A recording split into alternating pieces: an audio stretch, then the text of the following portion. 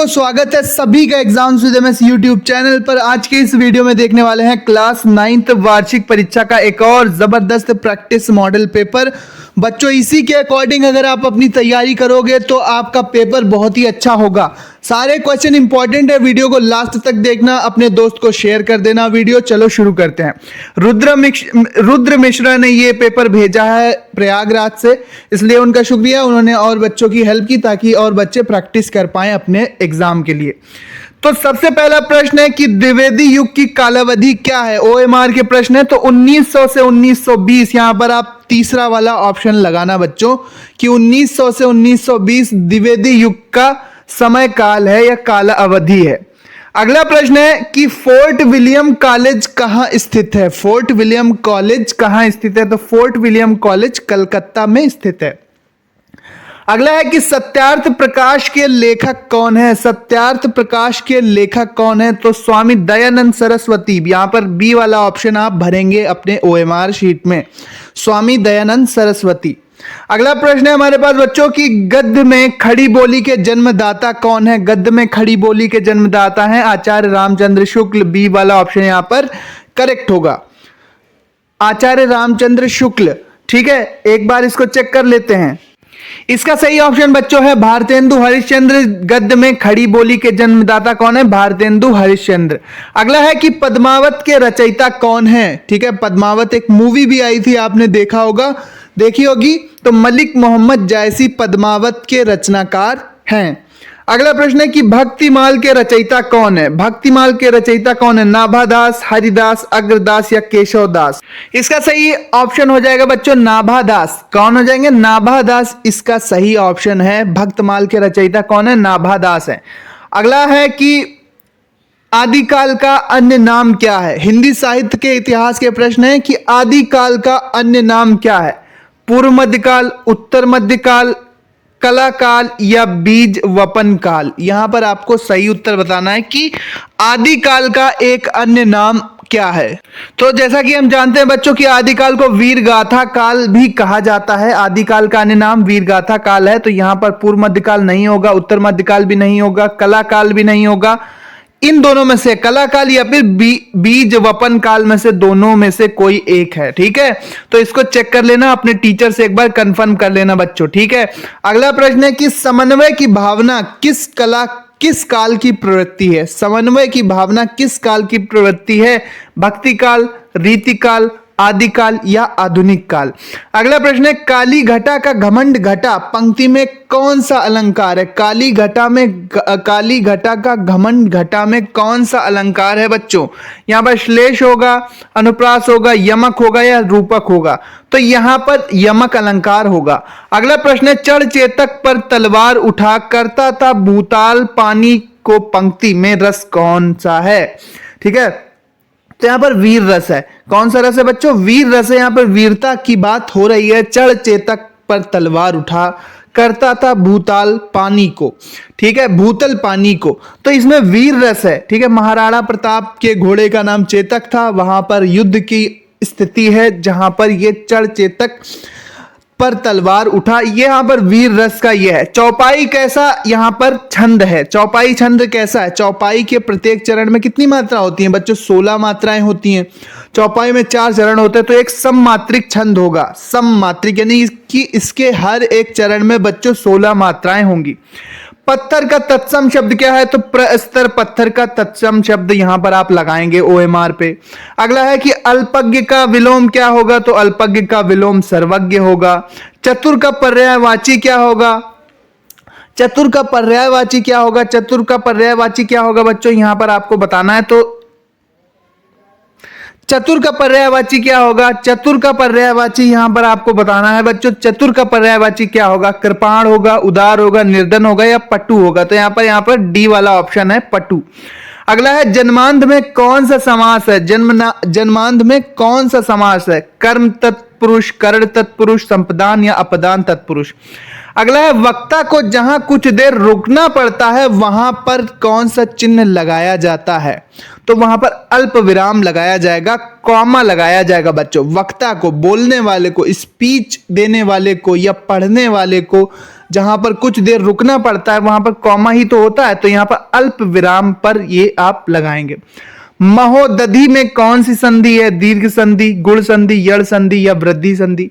अगला है कि हरि शब्द का द्वितीय विभक्ति द्विवचन में क्या रूप होगा? हरिम, हरीन, हरीड़ा, हरि। 2-3 क्वेश्चन ग्रामर के छूट रहे हैं बच्चों। कृ धातु विधि लिंग लकार मध्यम पुरुष द्विवचन का क्या रूप होगा? निम्नलिखित में सही शब्द कौन सा है? तो उपर्युक्त यहां पर सही शब्द है, उपरोक्त भी सही शब्द है। 1 सेकेंड यहां पर चेक कर लेते हैं इन दो में से कोई सही है। तो उपरोक्त, उपर्युक्त, उपर्युक्त, जी हां, यहां पर ये वाला शब्द बिल्कुल सही है, उपर्युक्त। ठीक है,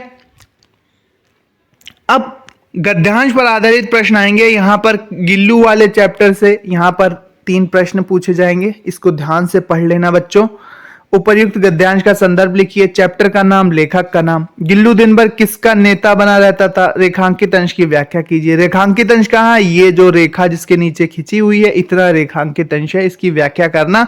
दूसरे शब्दों में, अपने शब्दों में आप बनाकर लिख सकते हैं, या फिर ऊपर वाला नहीं करना तो सुनार बुलाया गया, वह सोने का पिंजरा तैयार करने में जुट गया। पिंजरा एक अनोखा बना कि उसे देखने के लिए देश विदेश से लोग आने लगे।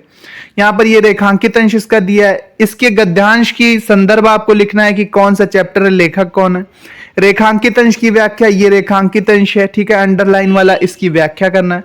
सुनार को भर भर कर क्या इनाम मिला? अब पद में आप देखेंगे कि कविता में कूके लगी कोयल कंदमन पर बैठी पेरी, धोए धोए पात हिल हिल सरसे लगे। यहां पर इसकी आपको क्या करना है? संदर्भ लिखना है, रेखांकित अंश की व्याख्या करना है। रेखांकित अंश क्या है? इतनी 2 लाइनों के नीचे लाइन खिंची हुई है, तो ये रेखांकित अंश की 2 पंक्तियों की व्याख्या पूछी गई है। कोयल कहां बैठकर कूक रही है?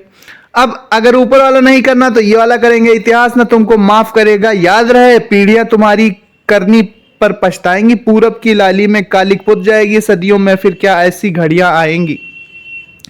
तो यहां पर इतिहास में किसको माफ ना करने की बात कही गई है? पीढ़ियां क्यों पश्चाताप करेंगी? कालिक शब्द का अर्थ लिखिए। तो यहां पर संदर्भ नहीं पूछा गया बच्चों, तो ये थोड़ा आसान होगा, यहीं से आपके उत्तर मिल जाएंगे। अब गद्यांश संस्कृत का है 7 नंबर का, इसका हिंदी में अनुवाद करना है। संदर्भ ऐसे लिखना है कि प्रस्तुत संस्कृत गद्यांश हमारी पाठ्य पुस्तक संस्कृत दिग्दर्शिका से लिया गया है, ठीक है, और लेखक तो होते नहीं है इसमें, तो एक आप पैसेज की हिंदी में अनुवाद करेंगे, किसी एक का आप कर सकते हैं। यही काम आपको एक श्लोक के साथ करना है। यहां पर 2 श्लोक दिए हैं, 2 श्लोक में से किसी एक श्लोक का आप हिंदी में अनुवाद करेंगे बच्चों, ठीक है, संदर्भ सहित हिंदी में अनुवाद, यानी कि श्लोक कौन से पाठ से लिया गया है, पाठ का नाम और फिर हिंदी में अनुवाद। इसके बाद दीपदान एकांकी के आधार पर पन्नाध्याय का चरित्र चित्रण आप करेंगे। नहीं आता तो सीमा रेखा एकांकी का सारांश अपने शब्दों में लिखें।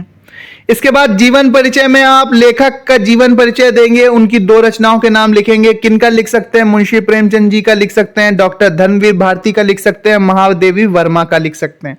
किन्हीं एक का जीवन परिचय और उनकी 2 रचनाएं लिखना है। कवियों के जीवन परिचय में रहीमदास, जयशंकर प्रसाद और सूर्यकांत त्रिपाठी निराला में से किसी एक का जीवन परिचय और उनकी 2 रचनाओं के नाम लिखना है। अपनी पाठ्य पुस्तक से याद किया हुआ एक श्लोक लिख दो जो इस पेपर में ना आया हो। इसके बाद किन्हीं 2 प्रश्नों का उत्तर आपको संस्कृत में देना है। राम कृष्ण परमहंस कीदृश पुरुष असीत, सिद्धि मंत्र किम अस्ति, का तम हंति। किन्हीं 2 का उत्तर देना है। इसके बाद मुहावरों का प्रयोग करना है। मुंह में पानी आना यानी ललचाना, 9 2 11 होना यानी भाग जाना। अर्थ मैंने बता दिया, वाक्य प्रयोग करके आप लिख देंगे। 9 2 11 होना का वाक्य प्रयोग कमेंट बॉक्स में करो बच्चों। वीडियो को शेयर कर दो, सेव कर लो व्हाट्सएप में, अपने दोस्तों को शेयर कर दो, या फिर इसको आप कहीं पर सेव कर लो। किन्हीं 2 वाक्यों का संस्कृत में अनुवाद करना है। तुम पढ़ते हो, राम जाता है, रमेश मेरा मित्र है, तुम कहां गए थे। वार्षिक परीक्षा के लिए बेहद इंपॉर्टेंट पेपर है, इसको सॉल्व करके जाओगे तो इसी के अकॉर्डिंग सारे क्वेश्चन आपके आने की संभावना है। बहुत ही अच्छा है प्रैक्टिस पेपर ये है, इसको सॉल्व करना जरूर है बच्चों। शुल्क मुक्ति यानी फीस माफी के लिए प्रिंसिपल को आप पत्र लिखेंगे 5 नंबर का। नहीं आता तो आप कर सकते हैं अपनी कक्षा में ए से बी में क्लास का सेक्शन बदलवाना है आपको। मान लीजिए क्लास ए वाले दोस्त आपके अच्छे नहीं हैं, शोर करते हैं, परेशान करते हैं, कुछ गड़बड़ है, कुछ आपको अच्छा नहीं लगता तो ए से बी में ट्रांसफर कराने के लिए अपने प्रधानाचार्य को पत्र लिखना है। बहुत ही अच्छे दोनों पत्र हैं, कोई एक आपको लिखना है, या तो फीस माफी का या फिर ए से बी में ट्रांसफर कराने का। सो बहुत ही अच्छा पेपर है। इसका पीडीएफ आपको हमारे टेलीग्राम चैनल पर मिलेगा बच्चों, टेलीग्राम का लिंक डिस्क्रिप्शन में है। यहां पर यह पेपर आपकी वार्षिक परीक्षा क्लास 9 में हिंदी की तैयारी करने के लिए बेहद इंपॉर्टेंट और मोस्ट इंपॉर्टेंट क्वेश्चन यहां पर दिखाए गए हैं। सारे क्वेश्चन इंपॉर्टेंट हैं, इनको सॉल्व करके जाओगे तो 99% आपका पेपर अच्छा ही होगा बच्चों।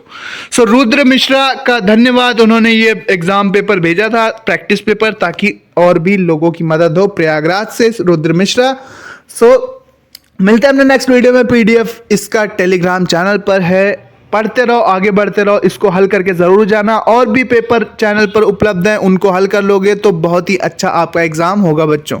मिलते हैं अपने नेक्स्ट वीडियो में। बाकी भी मॉडल पेपर आने वाले हैं तो चैनल को सब्सक्राइब करके जरूर रखना।